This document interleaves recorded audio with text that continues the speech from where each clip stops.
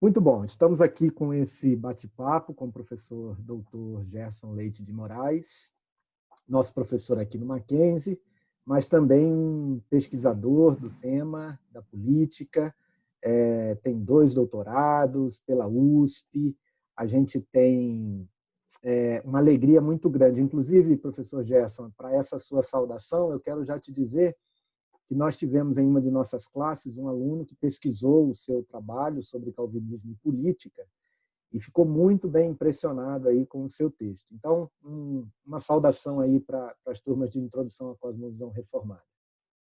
Ok. Queria agradecer inicialmente a oportunidade, Marcelo, dizer que é uma satisfação para mim, né, poder conversar a respeito dessa temática que me é tão cara, que é a temática que envolve a questão de uma teologia política, né, ou de uma filosofia política, e envolve um elemento importantíssimo para mim, que é a questão da importância do calvinismo no início da modernidade. Então, eu queria agradecer em primeiro lugar e saudar todos os alunos, dizendo que essa disciplina, que até pouco tempo, né, eu tive o prazer de coordenar, né, como coordenador do NEC, é uma disciplina fundamental para a nossa formação, né, para a formação de mundo dentro do Mackenzie e, portanto, é uma área, como a gente pode verificar, ela dialoga com várias frentes, né, e Exato. dialogar com a política é importantíssima nesse momento. Legal. De fato, essa fase do curso, aquela fase final, aquele sprint final, a gente está pesquisando, os alunos estão pesquisando sobre calvinismo e as diversas frentes da vida, né? Com base lá no texto do Kuyper, que tira a ideia de calvinismo do âmbito da religião e aplica a diversas áreas da sociedade.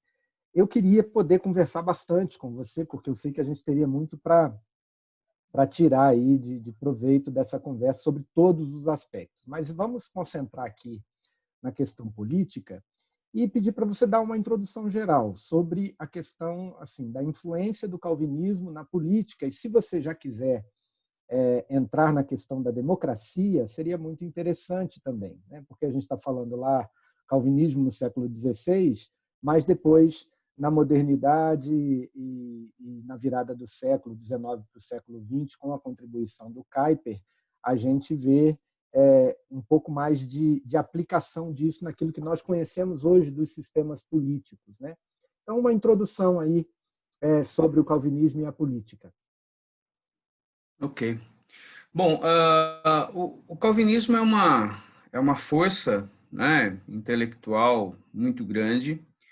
Eu, quando fui coordenador do NEC, eu batia muito nessa tecla de que, ao contrário do que muita gente faz, né, fazer um recorte entre o século XIX e início do século XX para falar de cosmovisão, a gente precisaria voltar no tempo e voltarmos às nossas raízes, né, e voltarmos diretamente a Calvino. E, de certa maneira, foi isso que eu fiz no meu doutorado, quando pesquisei essa temática envolvendo calvinismo e política.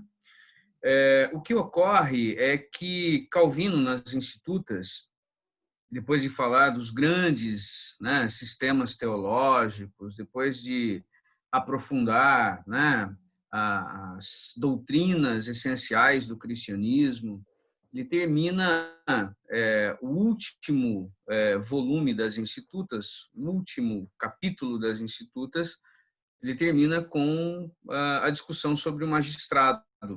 Então, ele termina discutindo política, e isso é sintomático. Por que é sintomático?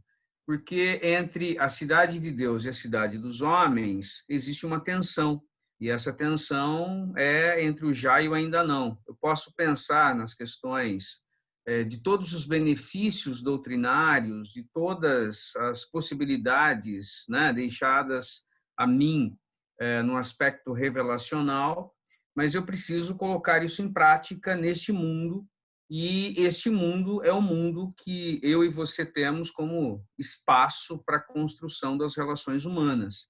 Então, antes que todas as promessas de Deus se cumpram, e algumas delas estão se cumprindo no tempo, é importante pensar que dentro dessa dimensão humana, né, enquanto nós estivermos aqui, é necessário que nós busquemos as melhores maneiras de organização social. E a melhor maneira para fazer isso é pensar no aspecto político, é pensar de que maneira nós vamos viver nesta terra, tentando criar um sistema que congregue bons e maus, que congregue pessoas queiram conviver em sociedade e aquelas que, porventura, também rejeitem tudo isso e, né, vão ter que sofrer as sanções da lei.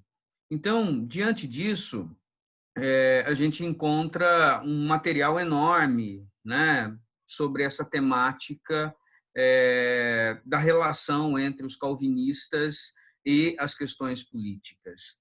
Calvino discorre sobre isso e deixa algumas pistas muito interessantes que vão depois ser desenvolvidas, né, pelos calvinistas do século XVI, do século XVII, do século XVIII, do século XIX. E, infelizmente, eu diria que no século XX nós tivemos um certo retrocesso em relação a isso, porque ao longo do século XX nós primeiro perdemos essa dimensão Original, do digamos assim. fundante, né? Nós Fundante, né? perdemos isso, perdemos essa noção e começamos a recapitular algumas coisas e, às vezes, algumas coisas estranhas que começaram a ser inseridas na tradição calvinista. Então, eu diria que, para a gente fazer um trabalho bem feito, a gente precisa voltar no tempo e resgatar isso a partir de Calvino e dos calvinistas dos séculos XVI e XVII, principalmente, né? Onde esses elementos que vão configurar a chamada democracia representativa estão muito presentes. Então, deixa eu te dar alguns exemplos aqui. Logo depois da morte de Calvino, nós vamos ter um elemento muito complicado no ambiente europeu, né? Os primeiros reformadores morre Calvino, morre Lutero, e aí a Europa está conflagrada, nós temos um ambiente de guerras de religião e protestantes e católicos estão se engalfinhando. Nós temos um episódio na França, conhecido como Noite de São Bartolomeu. Essa Noite de São Bartolomeu é uma noite trágica para os protestantes, né? A noite de 24 de agosto de 1572. Nós temos ali uma morte entre 10 mil e 100 mil. Os historiadores eles acabam ficando nesse gradiente enorme, né? Entre 10 mil e 100 mil. Então, cada historiador acaba registrando uma quantidade. Mas o fato é que é uma quantidade enorme de protestantes mortos, e mortos por conta de uma ação absolutista. É neste ambiente, né, de perseguição aos huguenotes, aos calvinistas franceses, que aparecem três grandes obras que vão definir os rumos, né, da política, principalmente da resistência ao poder tirânico. Essas três obras são três obras escritas por calvinistas, né? A primeira delas é Franco-Gália, de François Rothman. A segunda é Du droit des magistrats, né, do direito dos magistrados, do Théodore de Bèze, ou em português, Teodoro Beza, braço direito de Calvino. E a terceira obra, que ninguém tinha muita certeza sobre quem tinha escrito, né, chamada Vindiciae contra Tiranos, que é talvez a obra mais importante, né, de todas essas três. Qual é As a três são tradução de Vindiciae? Protesto contra o Tirano, ou Revide contra o Tirano. Essa obra, quando eu fiz o meu doutorado, ela só existia em latim, existia em francês muito arcaico, mas no passado nós tivemos a tradução dela, uma tradução que saiu pela USP, e quem fez essa tradução, né, foi o Frank Viana, num pós-doc, e hoje, graças a Deus, nós temos essa obra em português. Essa obra eu estudei com alunos, né, nesse ambiente de encontro com os alunos, principalmente quando eu estava na coordenação do NEC. E essa obra é uma obra importantíssima, porque o que acontece? Calvino chega a tocar no assunto, né, sobre a possibilidade de você resistir a um tirano, mas a construção desse parágrafo especificamente foi enorme. Assim, Calvino reescreveu esse parágrafo diversas vezes. Então ficou uma construção dúbia, né? E aí os calvinistas, depois da noite de São Bartolomeu, eles radicalizam, eles dizem, não é possível, né, que nós estejamos sujeitos a essa tirania. Quando houver tirania manifesta, quando houver uma ditadura manifesta, quando houver um poder absoluto que se coloca acima dos interesses do povo de Deus, é necessário que este povo se rebele, vá para a resistência. Essa resistência, em vindiciar contra tiranos, por exemplo, chega ao ponto de termos o chamado tiranicídio, né? Ou seja, a morte do tirano. Eu tenho alguns orientandos que, inclusive um que agora vai defender o seu TCC, mas ele já tinha feito uma iniciação científica comigo, e geralmente as pessoas acabam me perguntando se dá para associar isso com a posição de Bonhoeffer no século XX. E a gente tem feito estudos bem interessantes, né? Porque o que Bonhoeffer faz é isso, né? Ele não é um calvinista, ele é um luterano, mas ele coloca em prática a possibilidade do chamado tiranicídio, já que ele participa, né, daquela conspiração que tentou matar Hitler. Então, são elementos assim importantíssimos. Começa a se desenhar, então, né, no século XVI, uma teoria de resistência. Por que é importante colocar isso entre os calvinistas, né, do século XVI? Quando a gente estuda filosofia, geralmente essa temática da possibilidade de resistência aparece em Locke, no século XVII. Mas já no século XVI, Calvino e os calvinistas falavam nessa possibilidade de você resistir ao poder tirânico. Agora, essa resistência ao poder tirânico não é uma resistência feita pelo povo comum.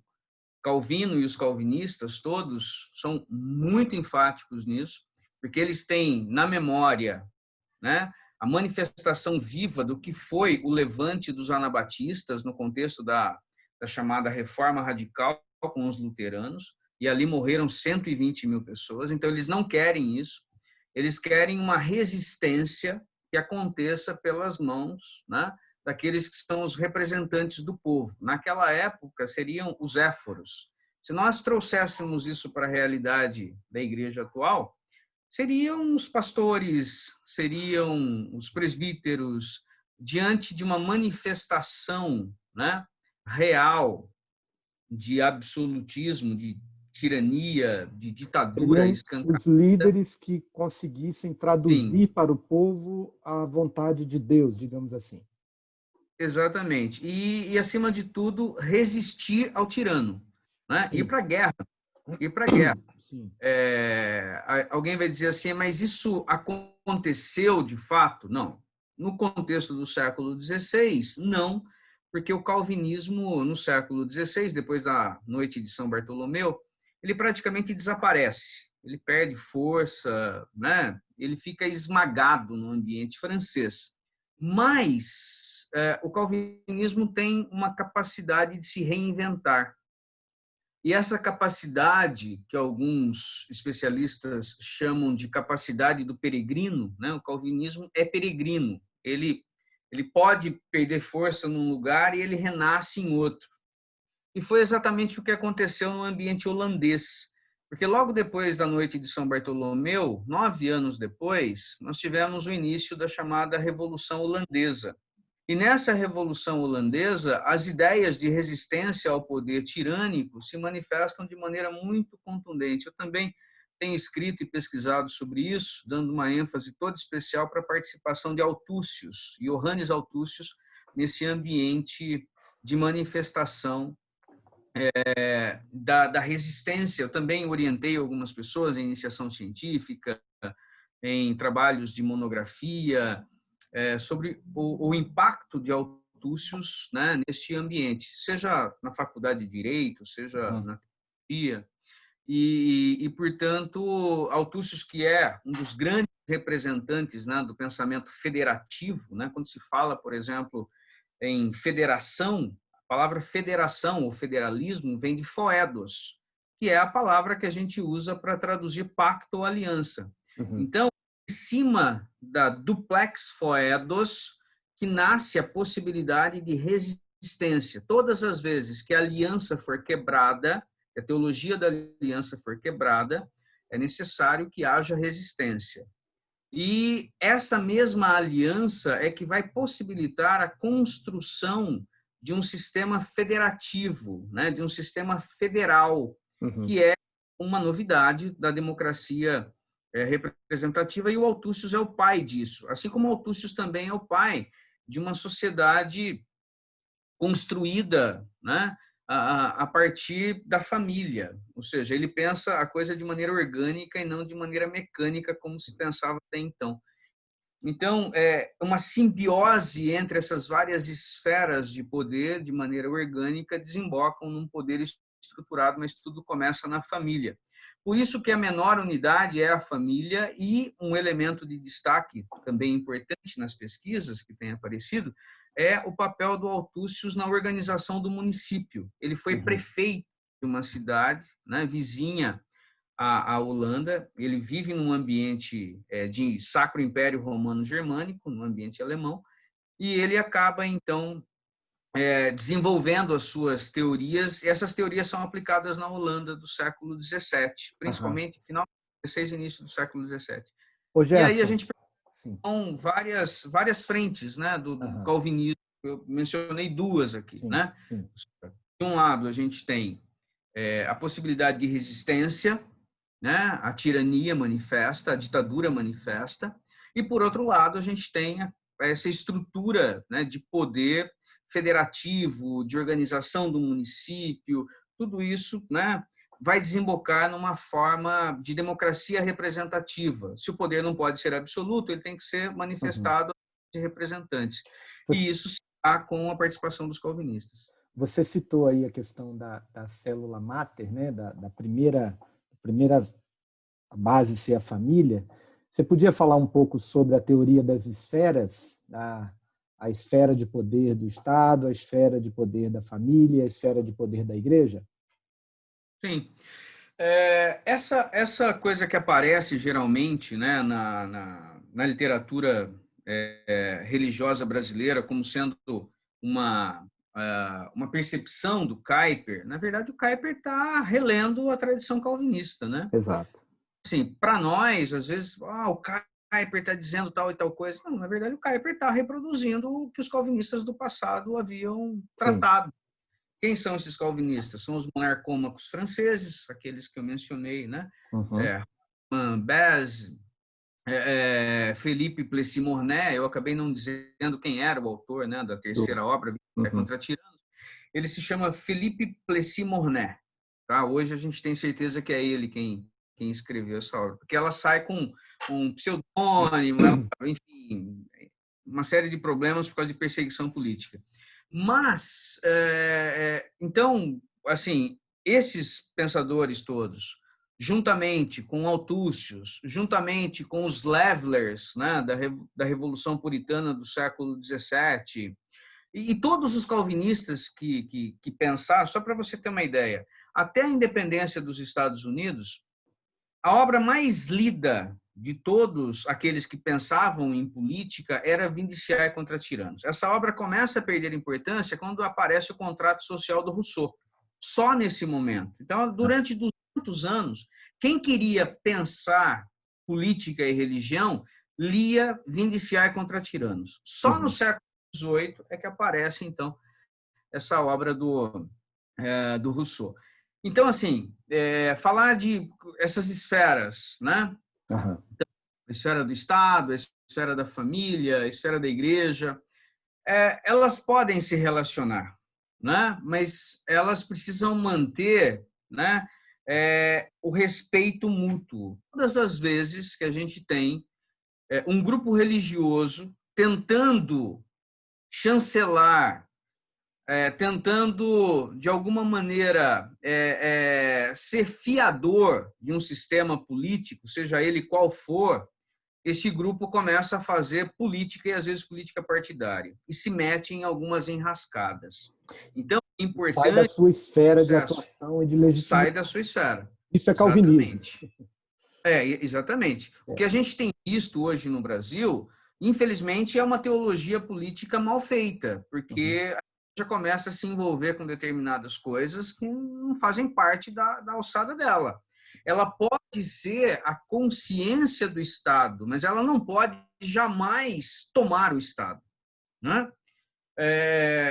A família tem um papel fundamental, a família precisa ser preservada, é por isso que é importante um diálogo com o Estado, é por isso que é importante um diálogo com a igreja, mas o espaço da família, e isso se deve muito, né, ao ambiente do século XVII, que é o ambiente da Revolução Puritana.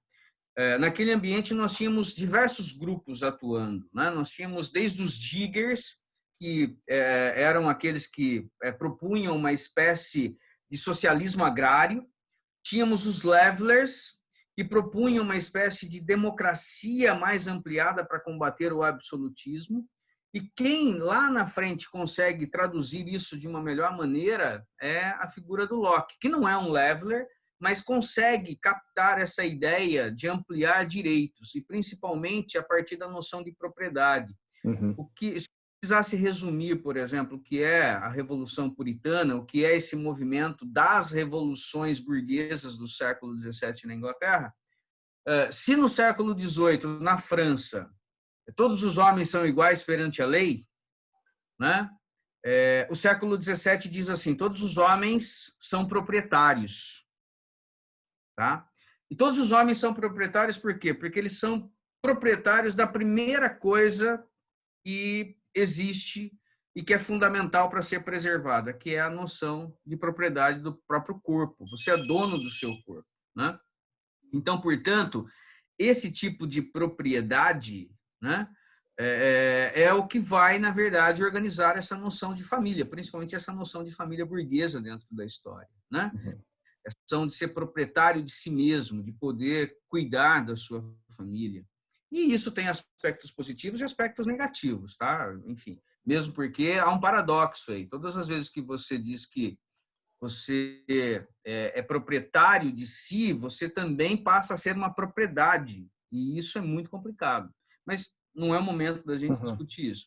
Fato é que a gente tem família, a gente tem Estado, a gente tem igreja. Essas três esferas de poder podem se relacionar, deve existir harmonia entre essas esferas, não pode existir abuso entre essas esferas, e essas esferas devem se respeitar num sistema que vai funcionar também na democracia atual.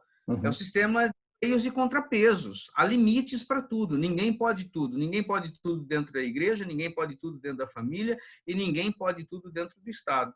E, portanto, num sistema harmonioso, essas três esferas precisam se relacionar de maneira harmônica, né? Dando o diálogo como elemento importantíssimo para que haja uma boa organização social. Olha, eu imaginava, né, o tempo engoliu a gente aqui. Eu tinha um combinado com os alunos de ficarmos entre 15 e 20 minutos, já extrapolamos isso aqui, mas foi importante não cortar. Eu só quero alinhar aqui alguns conceitos, só para a gente deixar os alunos mais na mesma página que a gente. O NEC é o Núcleo de Ética e Cidadania. Nós conversamos com o professor Christian, que hoje é o coordenador, que até o semestre passado era o professor Dr. Gerson, que é quem cuida, quem lidera essa disciplina de introdução à cosmovisão reformada. Institutas é a principal obra de João Calvino, é um tratado de teologia em cujo quarto tomo, quarto livro, ele trata da questão do Estado, né? E Cidade de Deus, Cidade dos Homens, essa tensão que existe já é um conceito criado desde Agostinho, no quarto século, para lidar com essa questão das coisas divinas e das coisas humanas. né? Gerson, obrigado. E eu acho que, assim, se a gente puder depois contar aí, agora que a gente está entrando nesse novo normal aí de aulas online, eu quero contar com a sua ajuda aí em outras ocasiões. Então, uma palavrinha final para Legal. os nossos alunos. Muito obrigado, viu? Legal, estou à sua disposição. Espero que os alunos se interessem por essa temática, porque é uma temática que possibilita inúmeras frentes de pesquisa. E o que a gente precisa no Brasil é aprofundar esse tema, aprimorar esse tema, porque, como eu disse no meio da minha fala, eu acho que no século XX houve um retrocesso do pensamento calvinista nesse aspecto. Uhum. E, portanto, a gente precisa retomar É, isso e retomar isso de maneira aprofundada. tá bom, então. A gente vai se falando e, por enquanto, muito obrigado aí pela sua contribuição, tá bom? Legal, grande abraço. Tchau, tchau.